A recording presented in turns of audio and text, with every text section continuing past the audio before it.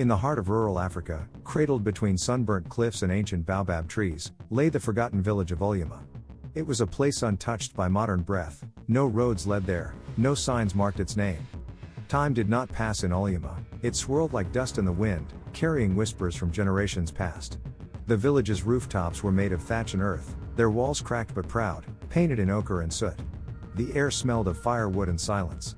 Beyond its borders, the land stretched out like an old song, wide, aching, and endless. In Uluma, even the stones remembered. Ajani was born beneath an eclipse, sun and moon locked in a sky duel, casting eerie shadows across the land. As the light dimmed, the earth held its breath, and so did the midwives. But when Ajani arrived, there was no cry, no sound, only the soft widening of her eyes, as if she had returned rather than arrived.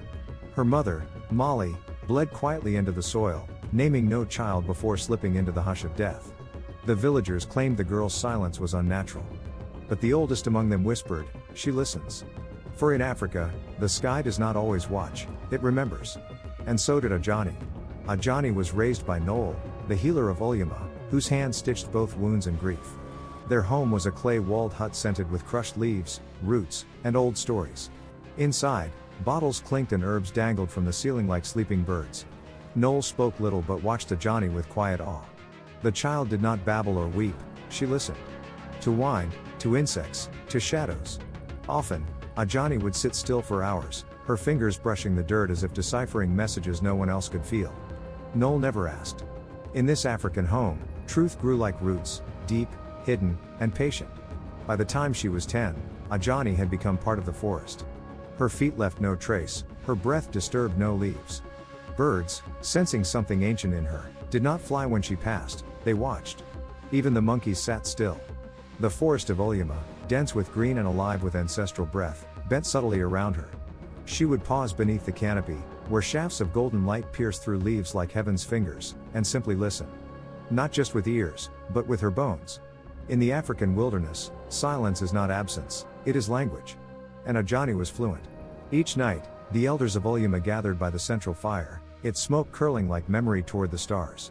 Draped in woven reds and animal hides, their faces glowed orange with flame and caution. They spoke of many things, harvest, rain, ancestors, but when the wind stilled, they whispered of Ajani. "She walks like the girl before," one said, his eyes cloudy with time. Another nodded slowly. "The one who danced with shadows." No names were used. In this African village, names carried weight, and legends were not to be spoken lightly. The fire cracked, and the air grew heavy with memory.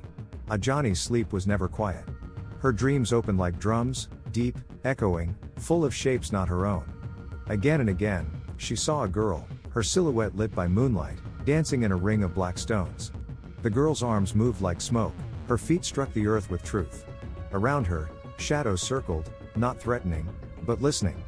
Yet, just as the rhythm grew, the girl would scream. Then silence. Then darkness. Ajani would wake with her heart pounding, sweat slicking her brow. These were not dreams. In the deep African night, ancestors speak with rhythm, and Ajani had become their drum. One dusk, as cicadas buzzed like trembling strings, Noel summoned Ajani without a word. From a shelf cluttered with bones and bottles, she withdrew a small gourd, bound with red twine and smelling of old smoke. She pressed it into Ajani's hand, her touch both blessing and burden. "Take this to the circle," she whispered. "You'll know what to do." Noel's eyes were not fearful, they were resigned. In rural Africa, symbols do not need explanation. A gourd of ash is both an ending and a beginning. Ajani held it close, the weight of forgotten flame warming her palm. That night, beneath a crescent moon sharp as a blade, Ajani crossed the village boundary, past sleeping huts and watching trees, and stood before the stone circle. The obsidian slabs shimmered like oil in moonlight. As her bare feet stepped into the ring, the air tightened. The earth beneath her pulsed. The ash gourd grew warm. All around her, the African land watched, not with eyes, but with memory. Here, once, a girl had danced and been devoured by silence. Now Ajani stood where she had fallen, not to repeat, but to finish. Her breath slowed. Her blood remembered. Then it happened. A low, thunderous rhythm, like heartbeats buried beneath the soil, rose from the ground. The earth itself was drumming, pulsing beneath Ajani's feet. She gasped but did not flee. The rhythm entered her bones, her breath, her skin. It was not music, it was command. Her body moved, not by choice, but by memory. Her limbs carved arcs through the air, her feet marked the earth in sacred patterns older than names. In this African night, Ajani became the echo of a girl long silenced. The shadows watched. The circle awakened. As Ajani moved, the shadows gathered, not creeping, but coiling, rising like smoke from old fires. They circled her slowly, responding to her every gesture. Each step summoned one closer, each turn invited another. Soon, the ring was alive with blackened shapes, dancers without faces, ancestors without graves. But there was no fear in Ajani's eyes. Only recognition. The dance was no longer hers alone. In this corner of Africa, beneath a whispering moon, the past had returned to dance, and Ajani was no longer a girl, she was a conduit. A memory given breath. In the darkness beyond the ring, Chief Uluma stood motionless, his face a mask carved from distrust. Draped in ceremonial red, the rope coiled in his hand like a serpent ready to strike. The moonlight caught the glint in his narrowed eyes, not of wisdom, but control. He saw the shadows dancing and remembered the last time they had risen. "It begins again," he muttered. In this African village, power clung to old fear like a second skin. And fear made men do terrible things. The rope in Lumo's hand was not meant to bind, it was meant to silence. Inside the circle, Ajani's body moved with wind-borne grace. But her mind burned with clarity. The shadows gathered, then parted. From their heart stepped a figure not of flesh but of sorrow, Kalo. She shimmered like heat over a burial ground, her eyes glowing with stories denied. "You dance my unfinished rhythm," she said. "You wake what they buried." Ajani's voice was soft but sure. "Then I will remember for you." In this African night, beneath a sky woven from old prayers, two girls, one living, one memory, met in truth. And the truth had weight. The villagers of Uluma had gathered, drawn by the drumming. Mothers clutched children. Elders trembled in their cloaks. The younger ones whispered names too old to belong in living mouths. From the firelight, they saw Ajani moving within the stones, her body shadow wrapped, her steps divine. Some wept. Some prayed. Some wanted to run. But no one moved. In this African village, memory was not always gentle. Tonight, it roared through the bodies of the forgotten. And the villagers, bathed in flickering gold and ancient fear, could do nothing but watch. Fueled by arrogance and desperation, Chief Uluma stepped across the boundary stones. The moment his foot touched sacred soil, the ground responded. A deep crack split the earth beneath him. Vines surged upward like hungry arms, wrapping around his legs. He shouted, but the ring did not echo, it absorbed. In this African land, the earth is not passive. It listens. It judges. And it remembers. Lumo had bound truth with silence for too long. Now, silence had become his cage. The villagers gasped, but no one dared move. The ring had claimed its verdict.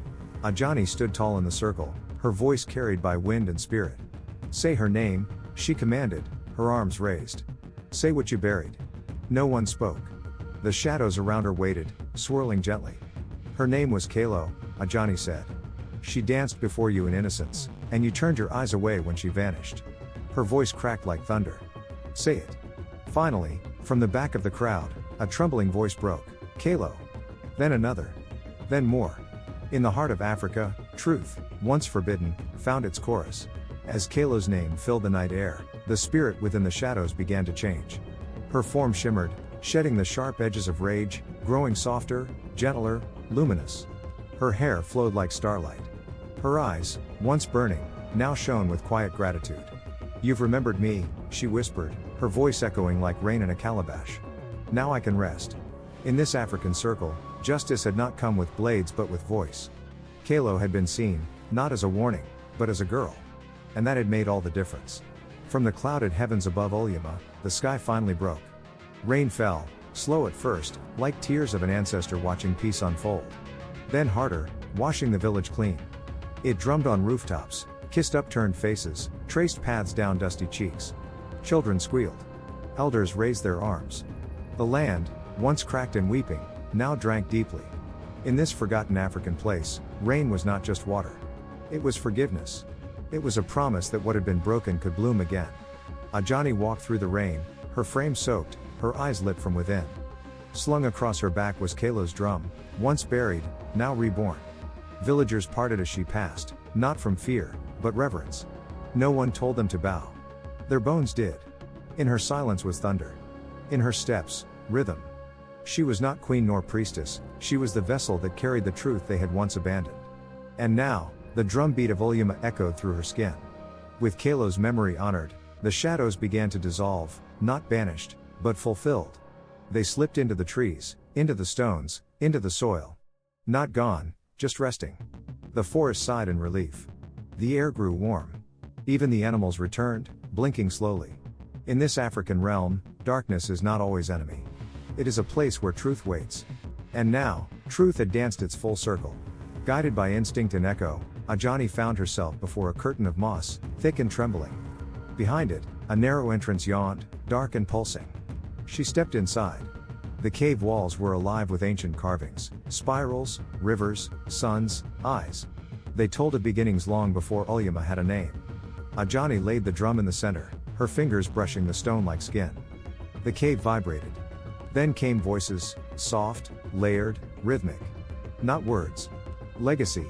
In this sacred African place, she had found the beginning inside the ending. In the stillness of the cave, Kalo appeared once more, not shadow now, but light. She stepped toward Ajani and placed her hand gently over the girl's heart. "You gave me back my voice," she whispered. "Now I give you memory." A warmth surged through Ajani's chest, blooming like sun on wet earth. She was no longer just herself, she was the storykeeper of all who had been silenced. In the ancient dark of Africa, two souls became one, not in death, but in remembrance. Back in the village, the bone tree, long a symbol of sorrow, began to change. Petals, soft and white, bloomed from its limbs like snow falling in reverse. The villagers gasped. Where once only bones hung, now flowers grew. The tree no longer mourned, it celebrated. It became both grave and garden. In the core of Africa, beauty had grown from memory, and memory had blossomed into forgiveness. Under the blooming tree, the villagers gathered, barefoot and joyful. Children danced where they once whispered in fear. Elders clapped hands worn by sorrow. The drumbeat returned, not of warning, but of celebration. Uluma had awakened. And in its center stood Ajani, barefoot, radiant, humble. She did not command. She listened. And the people followed, not because they must, but because their hearts had remembered how. At night, by a roaring fire, Ajani sat surrounded by children. No scrolls. No books. Just her voice, and the drum. She spoke of Kalo, of truth, of the shadows that dance not to scare, but to heal. The children listened wide-eyed, their imaginations stirred like embers. They were not afraid. They were ready. In this African night, stories were not told to pass time, they were told to shape it. From high above, Uluma looked like a painting made of soil and breath. Smoke curled gently from fires. The bone tree stood tall, now part shrine, part celebration. Rain puddled on rooftops. Laughter rose with the mist. And at the edge of it all, Ajani stood alone, hands on her drum, eyes closed, head tilted to the breeze. The land had healed. The past had spoken. And Africa, in all its endless depth, remembered her name.